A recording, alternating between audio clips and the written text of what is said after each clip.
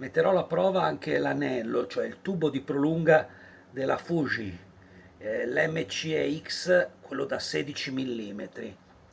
Sì, è vero che costa più del doppio di quelli non originali, però dai, spendiamo 400 euro per un obiettivo Fujinon e pigliamo i tarocchi.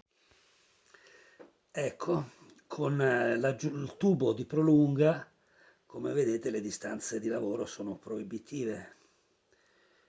Dall'obiettivo sono 10 centimetri scarsi. E poi c'è anche da dire che ha un assorbimento di 2 stop e riesci però a fare, se ti interessano, oggetti di 5 centimetri, 4,5.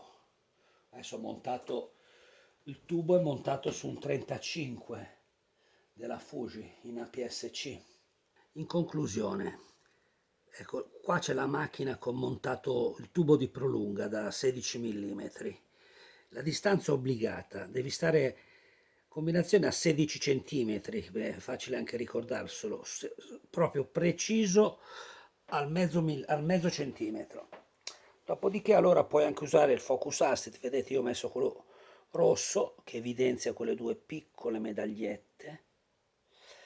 Sì, si può usare anche il fuoco automatico. Io però preferisco poi fare un controllo mettendo in manuale e vedere se il picking è ben evidente. Altra cosa però, ecco, per regolazioni fini conviene prendere uno di questi rail da macro. Sempre a proposito dell'anello, che lo vedete, l'MCX, questa volta l'ho montato su un obiettivo Canon, previo adattatore, insomma è venuto un bel macro perché tra due tubi ed è il 50 mm. Cosa mi ha permesso? Di allontanarmi abbastanza dal mini set. Sono 30 centimetri forse, 20 tutti. E è comodo, dai, perché a questo punto potrei anche mettere su questo bordo del tavolo uno slider che ce l'ho qua e tentare una carrellatina su questi omini.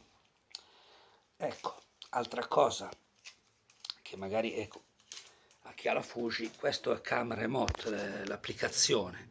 Per scattare in queste condizioni devo dire che va bene, non puoi far bene il fuoco, ma cioè, insomma, è vero che adesso ho un obiettivo manuale, ma ho provato anche con i suoi. Morale, io uso il rail e il fuoco lo faccio con la guida. Vediamo se è sbloccata. Lo faccio così, con piccoli spostamenti, perché questo in effetti fa molto poco. Però un po' sì, dai. Sono soddisfatto. Ecco, se avevo qualche dubbio sull'MCX, usato col 50 Canon e l'85 Canon, che diventano quindi anche dei bei tele sulla PSC, mi sta dando le soddisfazioni. Questo qua è il mini set, che però, cavolo, viene bene anche col telefonino, eh.